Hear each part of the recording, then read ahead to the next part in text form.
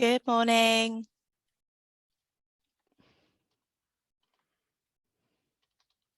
We are just going to wait a minute or so just to make sure that everyone is here, and then we will make a start.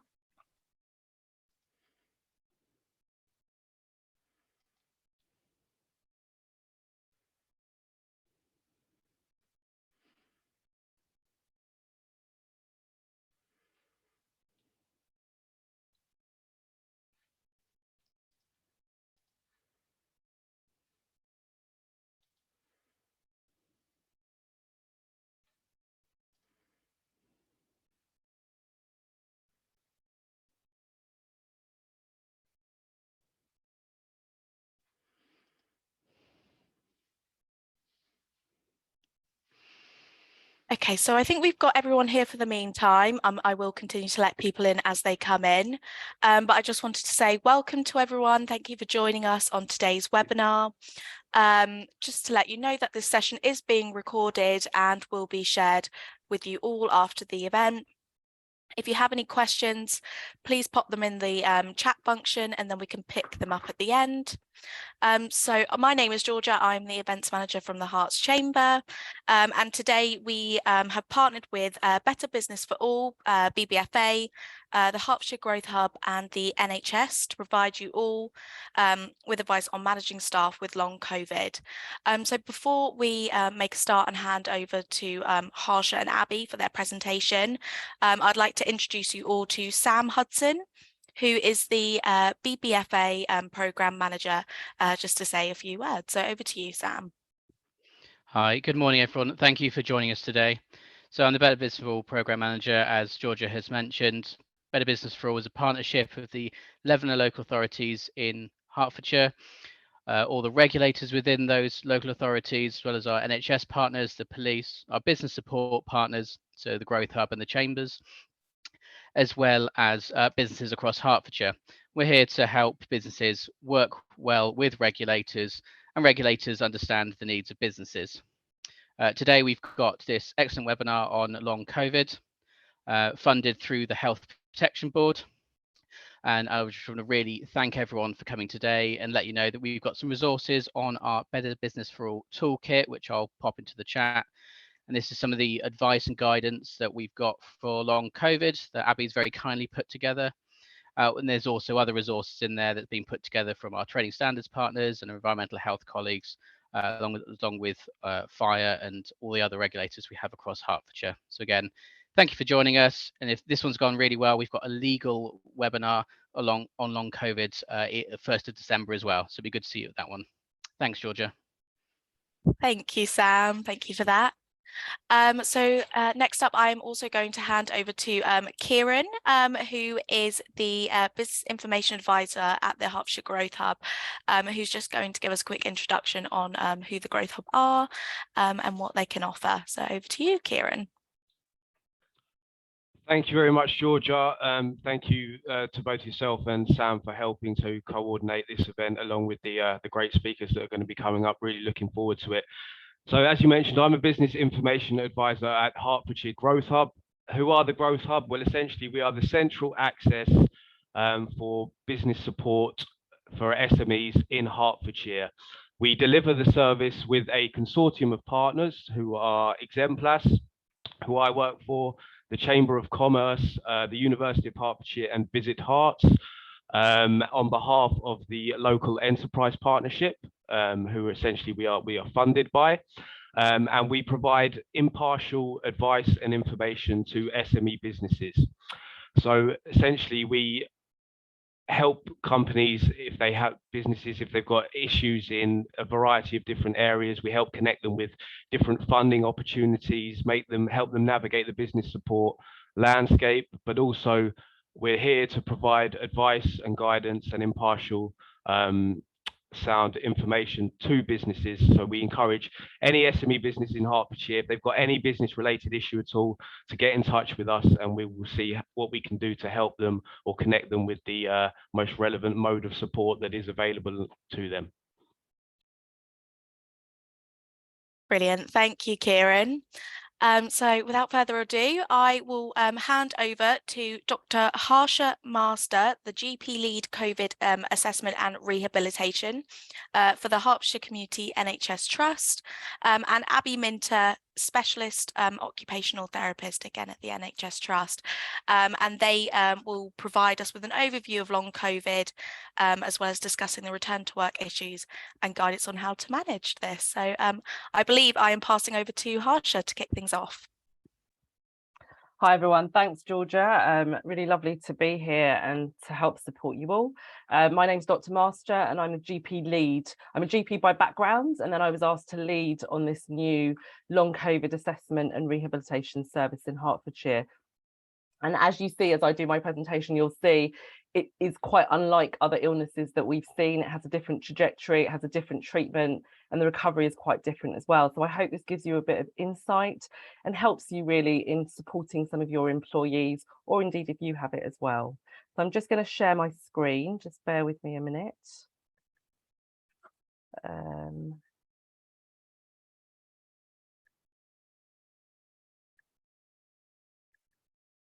Has that shared? It's not coming up as a slide. So you just want to select from the beginning on your left-hand side. Yes. And it's come up with this again. Yes. So let me just select that. There we go. Is that all good? Perfect. Perfect. Okay. So I'm going to start a little bit and just tell you what is long COVID. Now, obviously, the pandemic started in 2020. This was a new illness that originated from China. We didn't really know much about it. And actually, at the time, the thought was this was going to be like a flu-like illness, like every other flu, and people would just recover. And those that didn't get it badly and didn't go to ITU would just recover. And actually, that's not what happened. And we started to get a cohort of people that just didn't really recover and had lots of ongoing symptoms. And that's where some of these first long COVID clinics started. And that's where we started. And we were one of the very first clinics to go live. We started going live in August 2020. So we have been seeing patients from the beginning and have lots of experience in sort of managing this condition. So you don't need to get too caught up in the pictures, but essentially, how do we define long COVID? Acute COVID is in those first 4 weeks of patients getting it. In between 4 and 12 weeks, it's defined as sort of ongoing symptomatic, and that's often where they can get complications. And then anything going on past 12 weeks is defined as long COVID. In terms of symptoms, now this is where it gets really interesting. And when I worked in this initially, I was actually overwhelmed with all of the symptoms that people can present with. There are lots and lots and lots. There are neurological symptoms, things like headaches, dizziness, pins and needles, sleep disruption is a big one. And brain fog is a very, very big symptom where patients describe they struggle with their concentration, they struggle with their memory, they can no longer multitask, and they struggle with executive function. So big symptoms. I have put anxiety in there. A lot of patients were, I would say, inaccurately labelled as anxious. And I think lots of people were anxious, but because they had symptoms that they didn't really know what they were and how to manage them. So that's where that comes from. Lots of ear, nose and throat symptoms. So many patients I've seen present with voice changes where they get a hoarse voice. Many have lost their sense of smell and taste. They get that during acute COVID, and often it doesn't come back, or it comes back in a different way. And a lot of people describe this very sort of sore and tight throat. Obviously, some of the biggest symptoms are breathlessness, cough, chest tightness. Those are big symptoms that I see. And interestingly, what I started to see a lot of was palpitations. People would describe this very fast heart rate that they would get on standing or very minimal exercise. And again, it was a symptom we weren't really expecting. After the second strain of COVID, I started to see a lot of what we call gut problems. So people presented in acute COVID with diarrhea and vomiting, which I didn't really see in the first strain, but did see in the second one, and then presented with long COVID symptoms of things like tummy ache and diarrhea and bloating and just generally sort of unexplained gut symptoms. And then you've got your other symptoms like the fatigue, and that's a big one. And it's not just fatigue, it's not just I'm tired. It is a I cannot get out of bed tired. It is my limbs feel heavy. I cannot lift up my legs to walk. You know, even chopping something in the kitchen means I have to go back to bed. It's that sort of level of fatigue, very extreme. And obviously some people get night sweats, and in women often get hormonal changes. So it often seems to trigger that entry into menopause or perimenopause. So lots and lots of different symptoms that they can present with. And one of the biggest things, and I documented this really early on actually, and it's now been documented nationally with some of the other long COVID clinics. But interestingly in this, you know, we were expecting this to affect patients who were maybe older, who had other conditions and medical problems. And actually that's not really the case. That's not really what we found. We found that lots of patients were really quite fit and well, like people like you and me, lots of people who were athletes, triathletes, you know, who cycled, who ran, who worked full time and then managed a house, who then got really struck down with this and really struggled. So it was different to what we were expecting. Many of them had quite a long initial illness. So most of the people that I spoke to when they got COVID, you know, I didn't really see a lot of people who just had sort of 2 days of symptoms. Many of them had been really unwell for about a week or longer. And we've discussed before this presentation of multiple complex symptoms. So I gave you that slide before with all the symptoms. Now they present with, you know, I get some patients with 10 of those. So they don't just present with one thing. They will present with breathlessness, chest pain, chest tightness, loss of voice, loss of smell, brain fog, fatigue, all in one go. So it kind of gives you an insight of how unwell some of these patients actually are. And the other thing we noticed really early on, which again was unusual because you don't generally see it in most other illnesses, is this relapsing remitting pattern.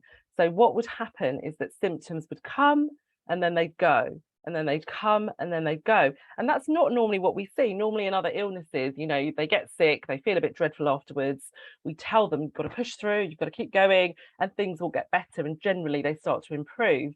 But that doesn't apply in this illness. They get better, then they get worse. They get better and worse. And a lot of, we'll talk about that a bit later, but a lot of the management is about recognizing that and recognizing triggers that can trigger off symptoms again. And as I said, they get this post-exertional malaise, which is related to this relapsing remitting pattern. And I'll talk a bit about that, this boom and bust phenomenon that we see. There is some overlap with some other symptoms that I'm not going to go into, but as you know, we talked about menopause, we talked about something called mast cell activation syndrome, where they get this low level of histamine release, and sometimes antihistamines can help. And this new condition, which we know as autonomic dysfunction, and it has been documented in other illnesses, but really much more commonly post-COVID. And this is where we think the autonomic system, the autonomic nervous system, which is what controls your fight and flight reflex, just gets a bit dysfunctional and almost goes into overdrive. So patients, they almost go into this fight or flight reflex, but they never quite recover from it. So that's where some of this breathlessness and the palpitations and all of that comes from. We know that it happens in the elderly and it can be quite challenging to identify. And we know that it does exist in children as well. And particularly in that 16 to 18 group cohort, it's really affected them. And it's been challenging to manage that. So what have we learned sort of 2-3 years down the line? We know that without effective treatment, recovery is really, really slow. And many patients can actually remain symptomatic for up to 2 years or longer after their initial infection. And what we have found, I mean, let's be clear here, there are some people that do get better on their own. That does happen. And not all of them need to come through to our service.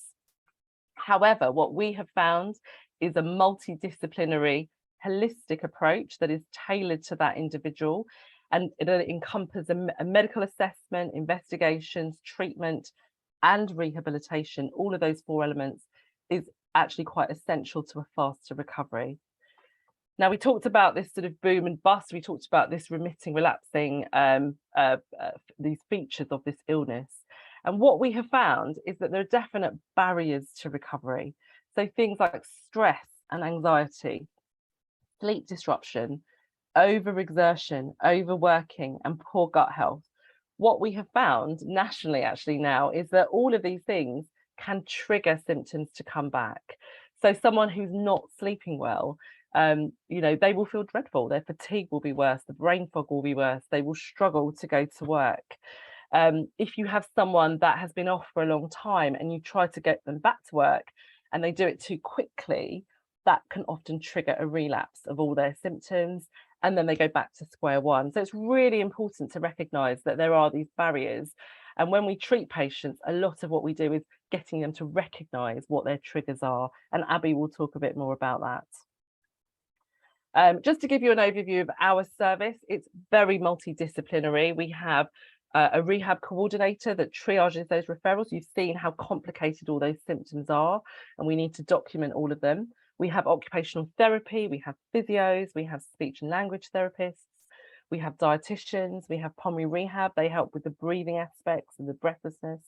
We have a chronic fatigue service linked. We also have a psychologist, and we have me as well that does that medical review.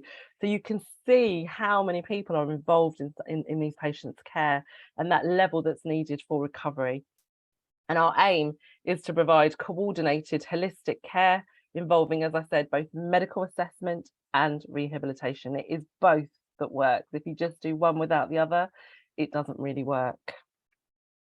My last slide is just, I'm going to very briefly talk about this. I think it's really, really important. We talked about this remitting, relapsing symptoms, and really what patients often describe is good and bad days. So they'll say, oh, I have, when I have good and bad days, doctor. When they have a good day, they feel really good and they're desperate, and I'll be really clear about this. So many people are desperate to go back to how they were before. They want to be well, they want to be working, they want to go back to their level of activity that they were doing before. So when they have a good day, they're like, oh, I'm finally recovering, I'm going to do a bit more. So they try and do a bit more, they push themselves a bit harder, and then what happens is all their symptoms come back and they relapse. So that's where that boom is a good day, and then the bust is when they have a bad day and they crash, and then everything comes back again. And really, pacing is a massive strategy that we've now incorporated into our sort of rehabilitation program. And it's essentially a self-management program where patients or individuals learn to balance their activity and rest in order to avoid a relapse. And I think this really is key in their recovery, and it's really key in return to work. So I hope that's been helpful. I'm going to hand over to Abby now, who will talk a bit more about this and return to work. Thanks, Harsha. So I'll just share my screen, so bear with me for a moment.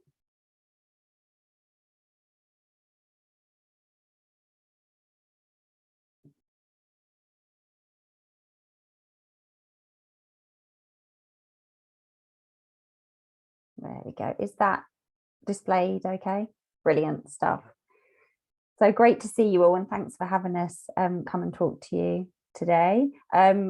Just to celebrate a little bit more, it's actually National Occupational Therapy Week. So me having the opportunity to talk to, a different group of individuals in order to be able to share experiences and to be able to help people more in their everyday lives is really something to celebrate. So thank you for that.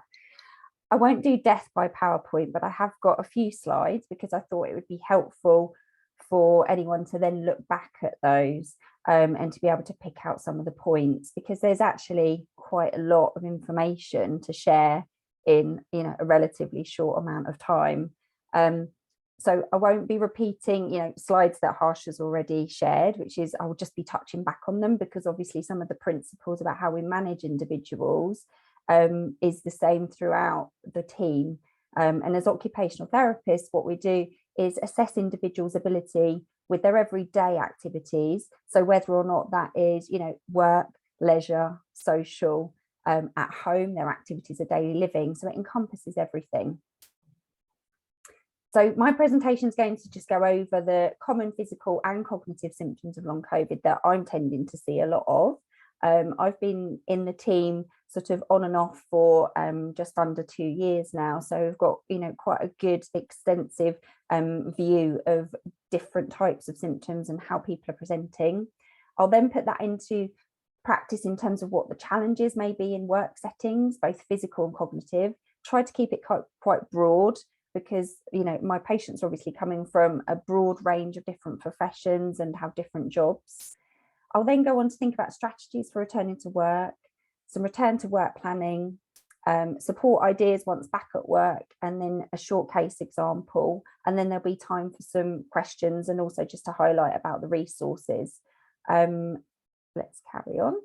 So common physical symptoms. So a lot of patients that I see, I ask them about what their main symptoms are, and probably the most sort of prevalent ones I've listed here in terms of breathlessness, multiple joint pains, and they may move around. It may not be the same joint that hurts all the time. Extreme fatigue, as Harsha has mentioned, about that real feeling of not just kind of getting in and feeling a little bit tired. It's that I need to actually, they get in, they sit down, they fall asleep. Disturbed sleep patterns, an increase in heart rate with that feeling of palpitations, which can sort of either be in existence with chest pains or on their own. Vertigo, stomach upsets. Some people have sort of skin rashes as well, and also headaches. The common cognitive symptoms that I see, I've sort of listed on here, just to make it sort of a little bit tricky for you to pick out, because I was trying to kind of be able to think about something that would be difficult to really read easily, to give you an idea. And it's the term brain fog that we use to describe a collection of symptoms that do affect our cognitive ability. Now, cognition is our mental thought processes. It involves sort of how we process information, how we learn, sequence, our memory. But it also involves our emotions and how we socially interact with one another as well. So cognition is a huge term to use, but I've just listed on here what a lot of my patients talk about. So they feel that their word finding goes really, that's probably most common one that people talk about, that they feel that their decision making is a lot slower, that their processing skills, when somebody talks to them about something, it's actually being able to take that on board and then be able to process that through and then reply appropriately. Their attention and concentration is often very impacted, and previously, you know, might have been very sort of high functioning and been able to take on lots of things at once, but now find that it's difficult to really attend to more than one thing at once. And in turn, you know, that then can cause anxiety, which then sort of impacts on brain fog even more. And also there's mental fatigue as well. I think what a lot of patients feel is that when we talk about fatigue, it's a physical symptom. And so they'll often say, no, I don't have fatigue. But once we start talking about cognitive symptoms and realize that actually that is also a form of fatigue presenting itself, then all of these patients have a fatigue issue. So let's look at some challenges in the work setting. So I've just divided them up into physical and then cognitive, just to be able to make it a little bit easier to work through. So it could make a person's usual role difficult to manage in various ways, such as their joint pains could make the use of equipment, machinery, moving and lifting items more difficult, especially if they have to lift something and then push it somewhere. Excess walking or movement or effort could lead to breathlessness and pain. So if they're in a sort of a big sort of factory setting and they're walking around from one end to the other quite a lot with their job role, then it can cause that breathlessness, and then that chest pain can start to cause them some problems. Staying in the same position, you know, either sitting or standing for too long could cause pain and discomfort. A lot of my patients have felt this. You know, some people feel that, sorry, I've now got a call, doorbell ringing. Being in the same position, standing, you know, sitting, so that actually at a desk is not that helpful always. It's about balancing that and feeling that they can get up and move, because it is causing them more of a problem. The other part to look at is walking a distance from the car park or using public transport to get to and from work can increase that physical exhaustion and impact on fatigue levels. So that's really difficult for them as well. Do you mind just give me one moment, please?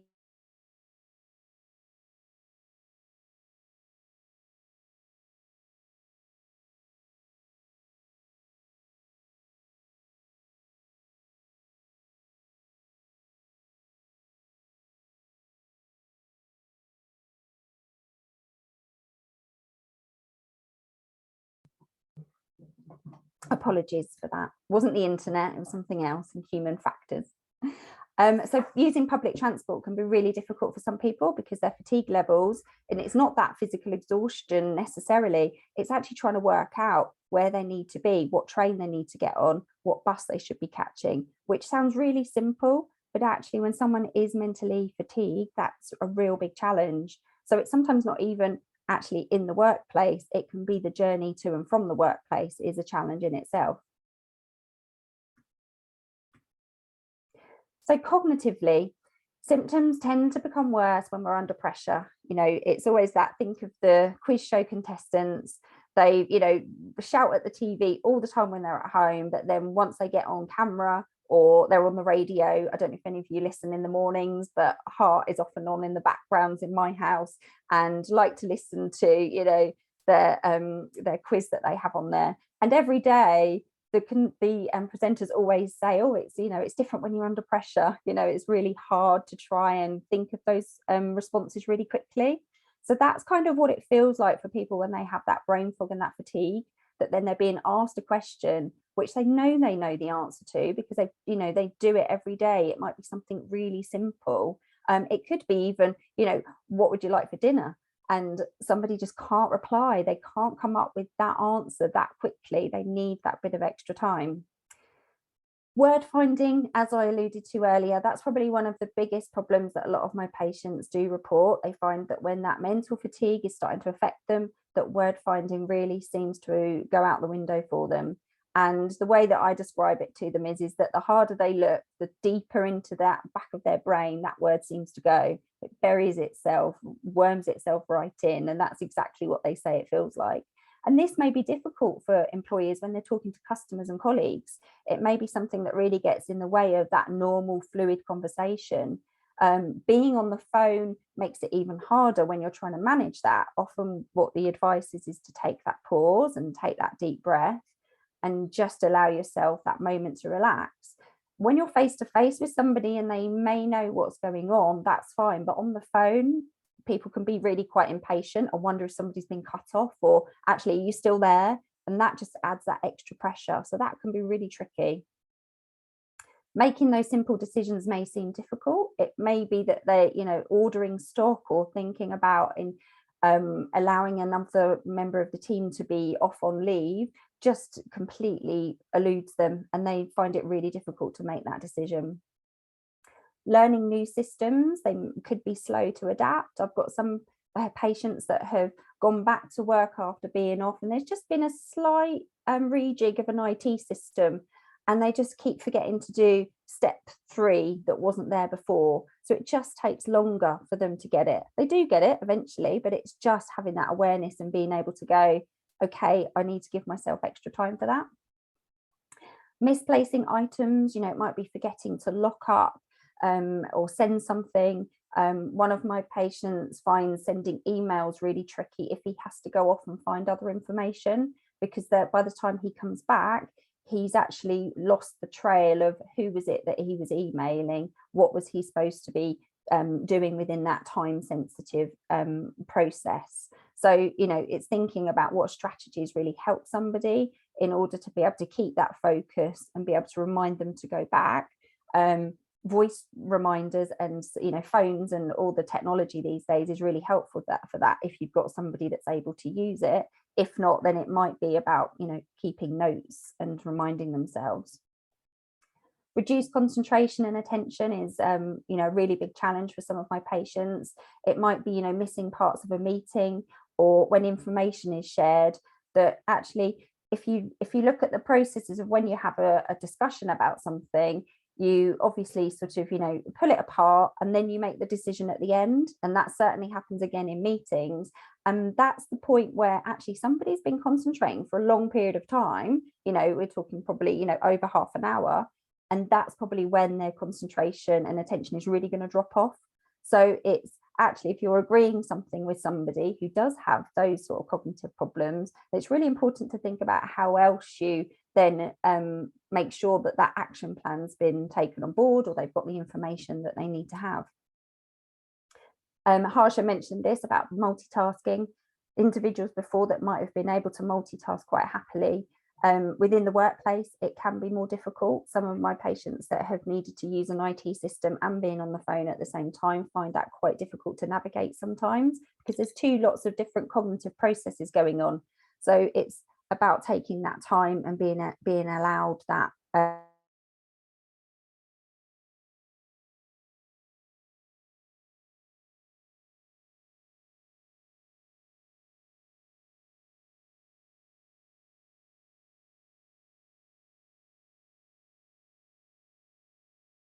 fully. So what is the effort required, the both physical and the cognitive effort involved?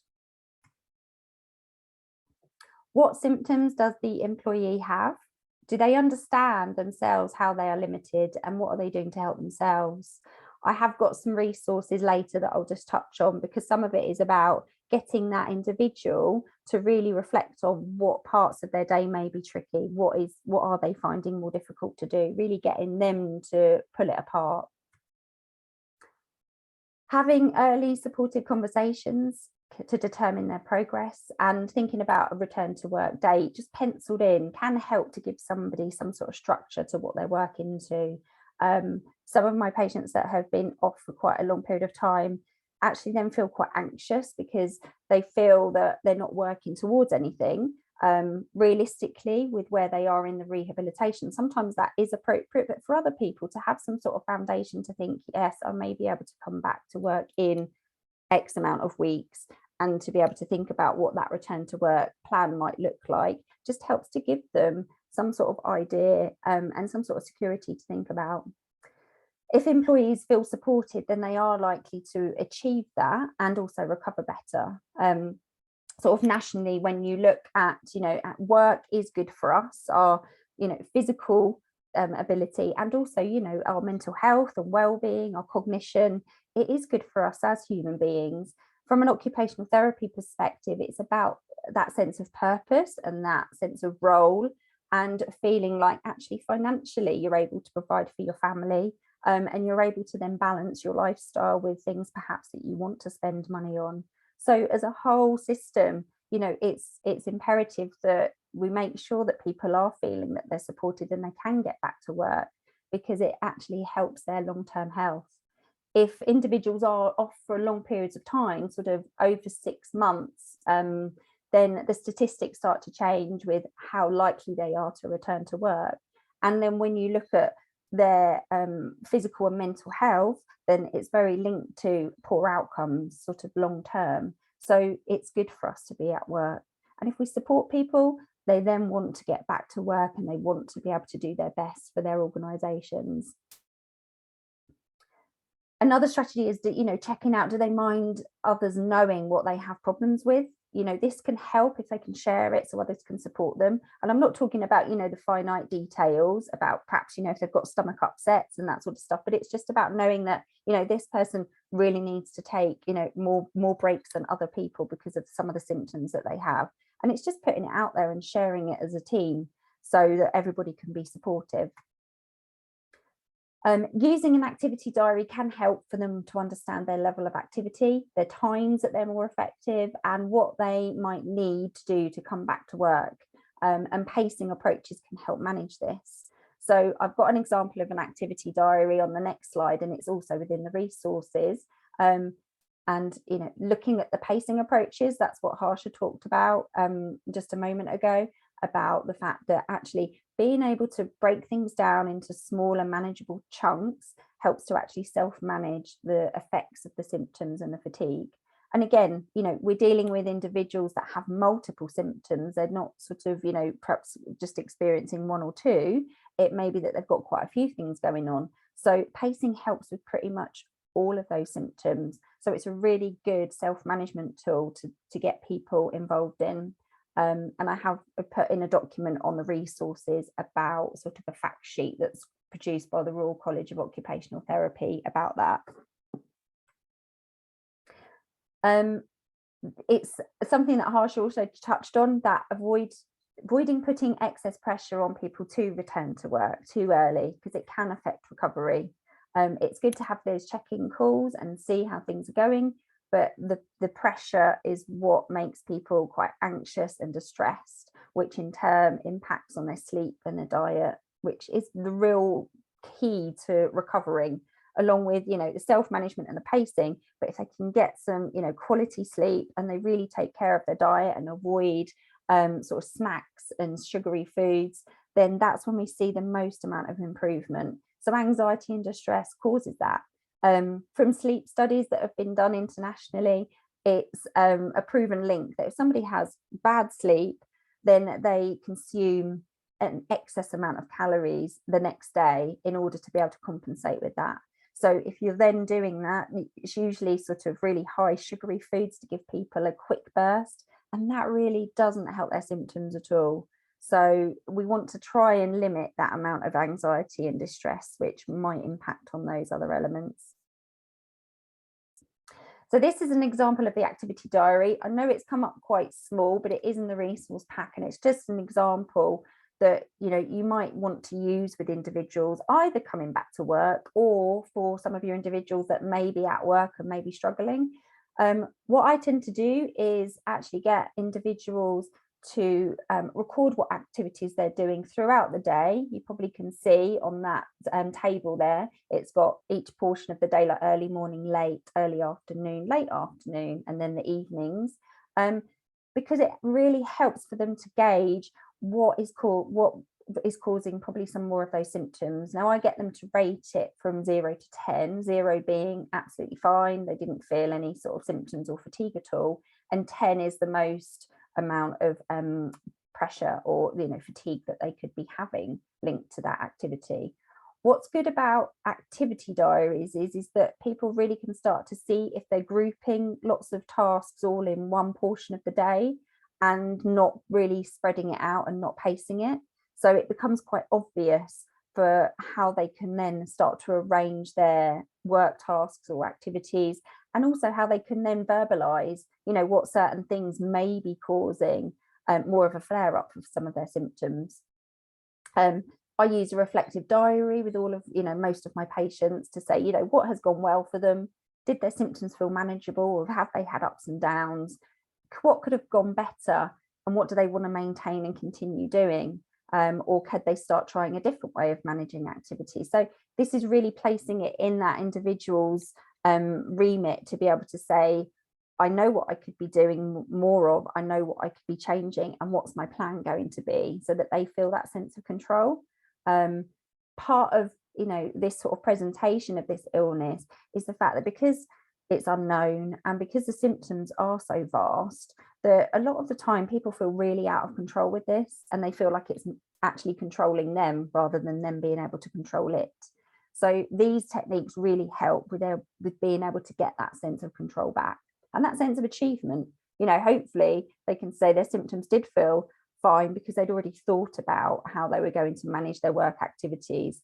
And if they want to change something, it gives that narrative to then be able to go back to their supervisor and say, you know what, this went really well, this didn't do so, I didn't do so good with this, and I think I could change it. So it just helps to really have that sense of control. So just some effective return to work planning ideas. The extended phased returns, if you have somebody that, you know, isn't back at work, it's that idea of how quickly you're going to get them back to work. The extended idea is ideal to avoid those bust periods, which Harsha showed on that cycle. The boom is that they probably come back to work, start doing okay, but then if their hours are increased too quickly, then what happens is that then the symptoms bust, and then they have bad days, and they're likely to, you know, take more time off work and be off sick again, which is not what you want for either, you know, business, but also for individuals as well, because that actually doesn't help with their sense of confidence. It doesn't help with their sense of achievement. So the extended phase return helps that and helps to maintain routine. A consideration of working hours. It might be that you start small and build up gradually. And what works for our patients is keeping to the same routine for blocks of at least 3 to 4 weeks before increasing, which again, that phased return is usually quite quick in terms of adding on hours. You know, after it sort of within 4 weeks, people are back to work and they're doing then, you know, usual hours, whereas actually you need to keep it stable for them for at least 3 to 4 weeks before adding on any more hours. Their start or finish times may need to be flexible at first to reflect when the individual is probably going to be at their best. And that's where the activity diary really helps, because they'll be able to tell you when they're at their best. Definitely factoring in regular breaks for rest and to encourage pacing, and any other strategies that they might be using in order to be able to help themselves through this.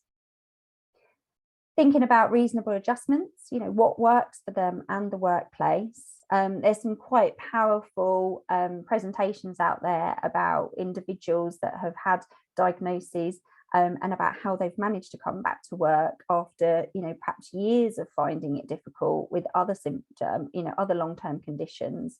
So it's about what's going to work for them and the workplace. You know, some of it might be about the fact of if they are having to move a lot at work around the environment, then can anything be moved to avoid that overexertion of, you know, lots of walking if it causes breathlessness?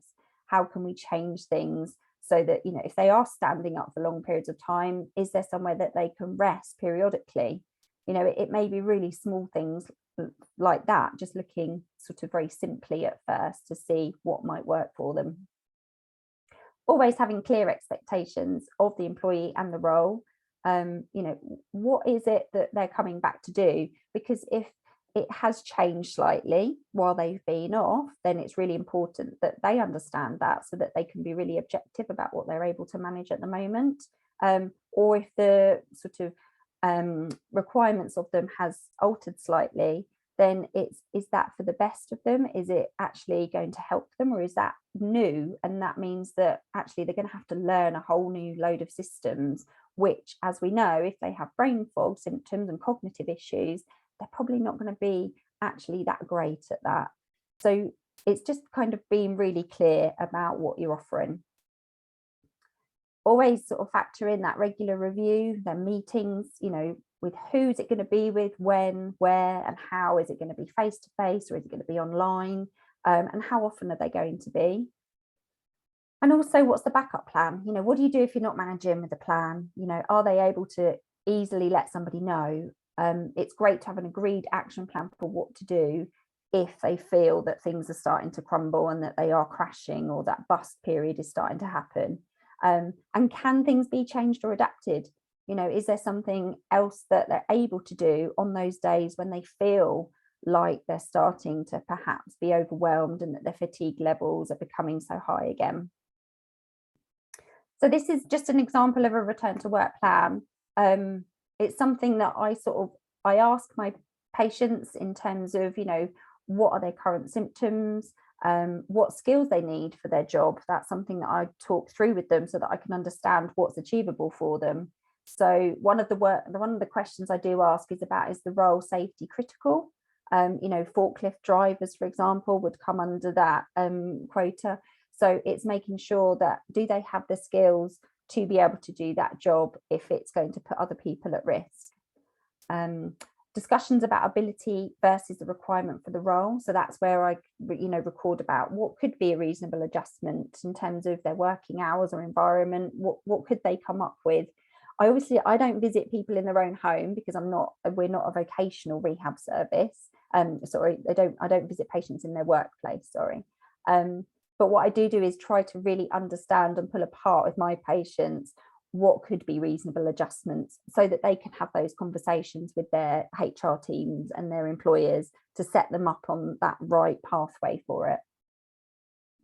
And if significant changes are required, then, you know, do they need an occupational health assessment for that? And some of the patients that I've been in contact with haven't been seen by occupational health up until the point where I've sort of started to pull apart what's going on, and then they have had an appointment after that, which has been really helpful for them, and also for their employers to be able to sort of really set out what they're capable of doing.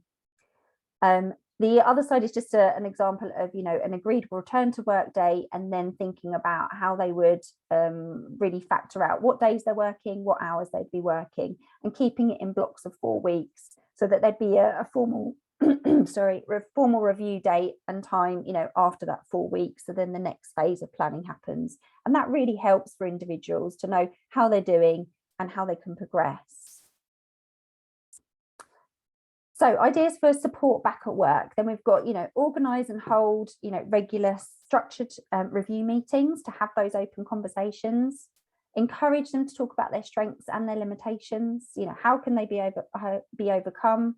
They may have ideas that you haven't thought of. Reminding of the pacing strategies that can work, the regular breaks, a timer perhaps for moving around and changing position, making sure they're well hydrated, and taking those time out and those really quick meditation moments. I often do, if individuals are starting to become overwhelmed with their work, and especially if they're finding word finding is affecting them, then there's some really good 3-minute meditation sessions on YouTube that I get them to start using, that then they can apply when they're back at work. Allow time for responses if asking a question, and time for decisions to be made if they're having issues with that processing skill. And think about colleague support. You know, can they buddy up with someone else? Can they have a break once a week with them to debrief and, you know, feel relaxed and supported by someone else other than their manager?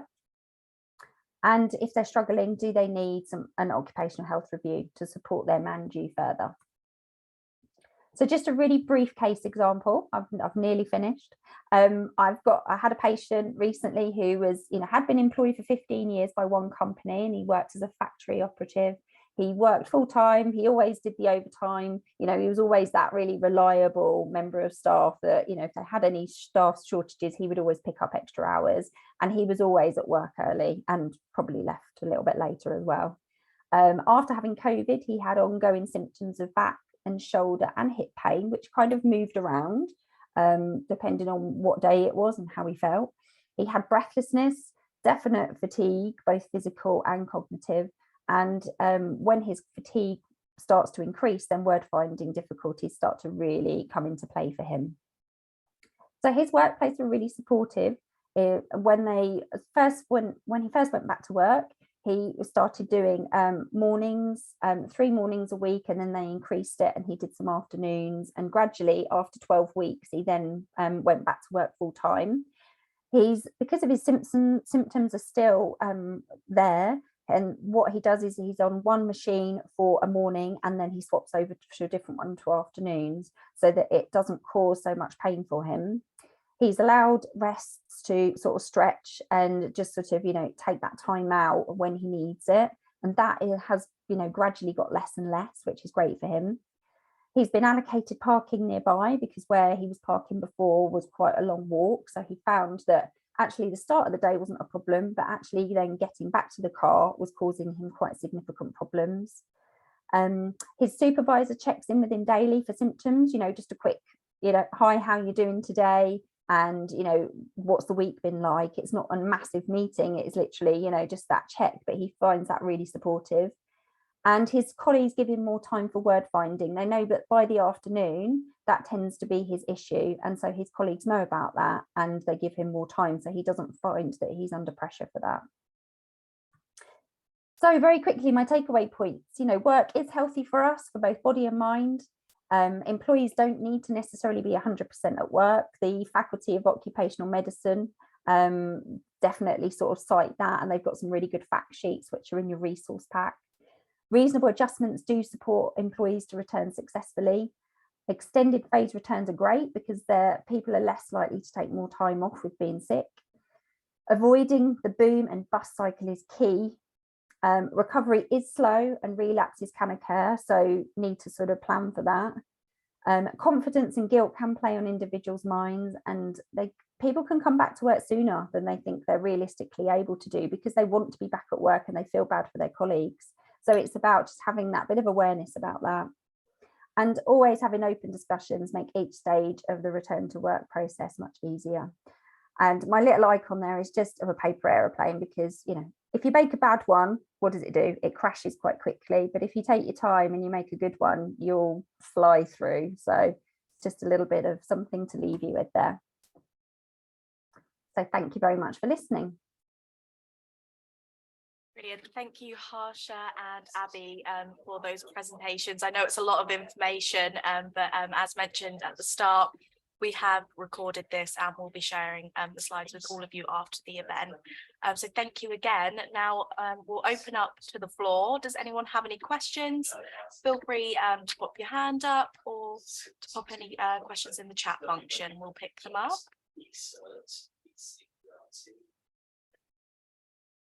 So I can see that we have one from Anne Tinker, who's asked, what's the best way for employees to signpost their staff to this programme?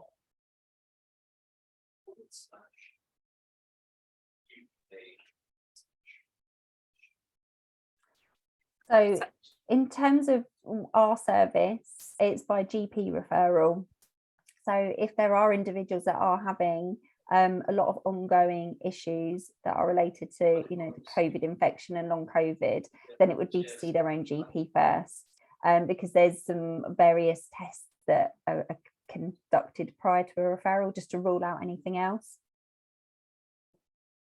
Brilliant. Thank you, Abby. I know that Sam has also popped in some contact information as well, if you want to check out any of the resources on the BBFA website. We have a question from Michelle Michelson, who's asked, would the suggestion of yoga classes be of use?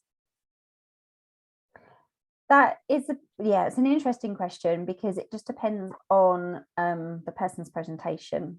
Joint aches and pains and fatigue, then yoga is great in the fundamentals, but not actually doing a whole class.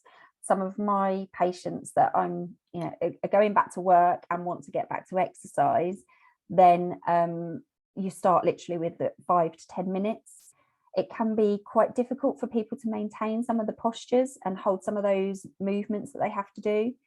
So it's done in a very gentle way and tailored way, and to what they can manage doing. So definitely, I always advise doing, a YouTube sort of video and just doing it for a small amount of time and stopping when you need to. There are some yoga instructors that I believe are offering sort of, some gentle classes, and that's great, but it's always just about making sure that that instructor, and it goes the same for any sort of exercise class, is that making sure that instructor knows that that person has symptoms of long COVID and what the problems are. So yeah, definitely the deep breathing and the relaxation parts of yoga is really, really good, and I use relaxation a lot with my patients as well. Thank you. And now I think we have a question from Lorna, who's got her hand up in the corner, I can see. Thank you. It's just a quick question around, you mentioned earlier that they need to be referred by their GP, which is understandable. However, is there an issue with an employer in Hertfordshire whose employee lives outside of the borough? So maybe lives in Essex or Enfield, and their GP would be in Essex or Enfield. Can they still be referred to you guys in Hertfordshire?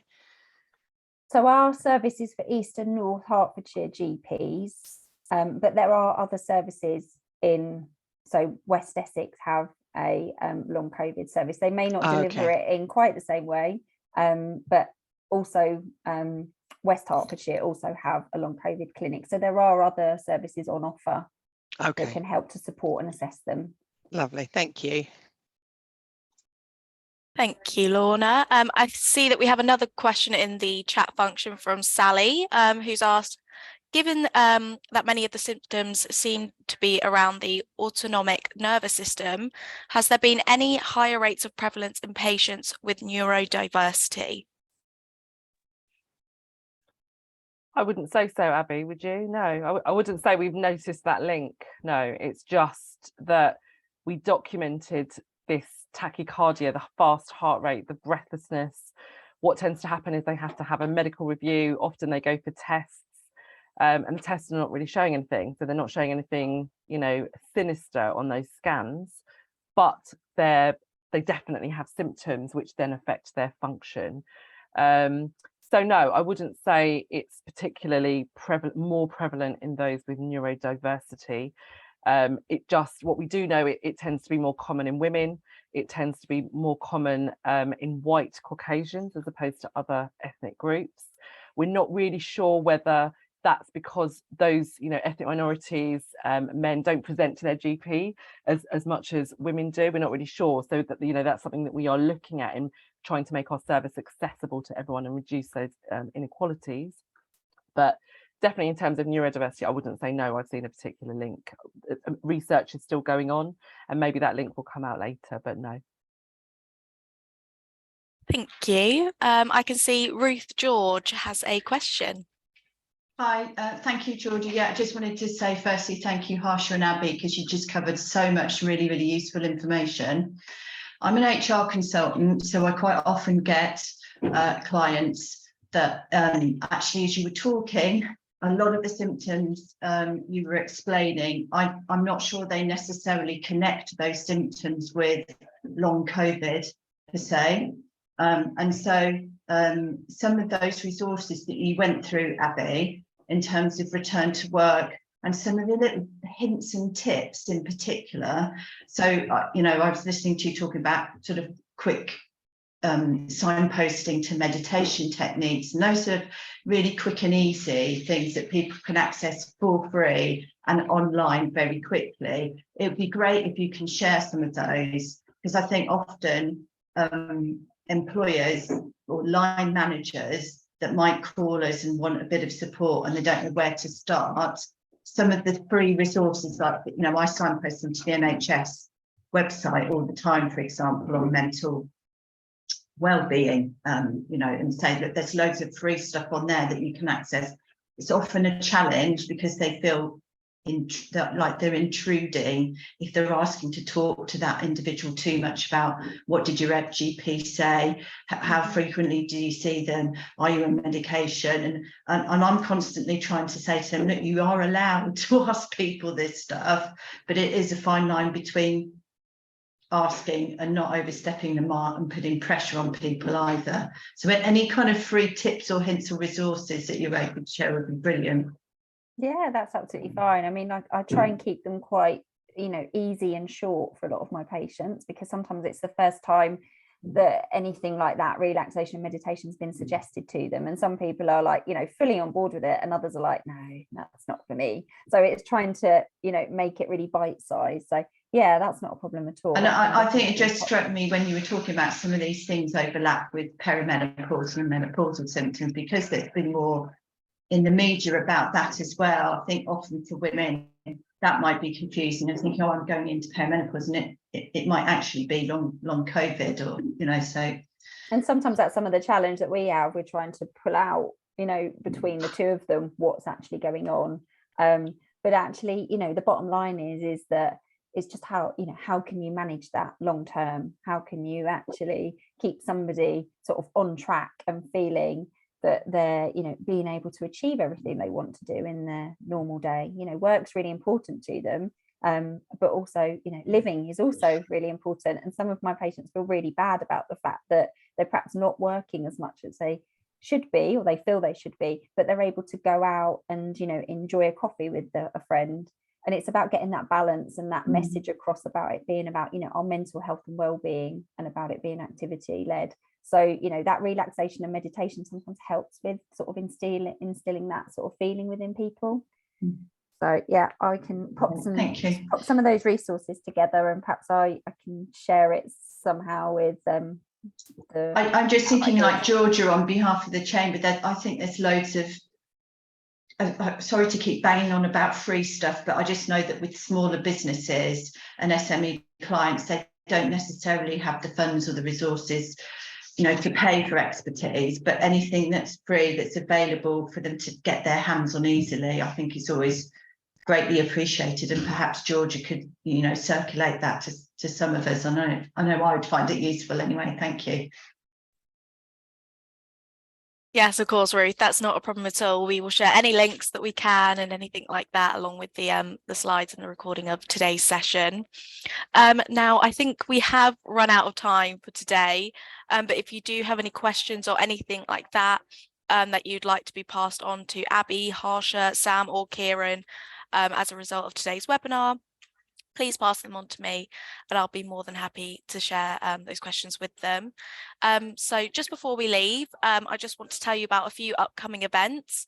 I know Sam did mention at the beginning of the webinar that we will be having a follow-up session to this one, which will be on long COVID and the legal advice for businesses, and that is also with our patrons Longmore solicitors, and that is on the 1st of December, so please make sure to book onto that one. We also have sold out now for our November and Christmas chamber lunches, so the next one will be in January in 2023, and that will be on the 19th of January at Brocket Hall. And then finally, as well, we have our Inspiring Hertfordshire Awards launch, which is taking place on the 26th of January at the Riding School at Hatfield House. So please do take a look at those events on our website. Lastly, again, thank you to Harsha and Abby for today's presentation and taking the time to present to us today. Sam for organising this as part of the Better Business for All programme, and Kieran from the Hertfordshire Growth Hub as well. Thank you all for your support, and we hope to see you soon.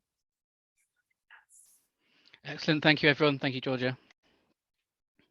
Thanks, everyone.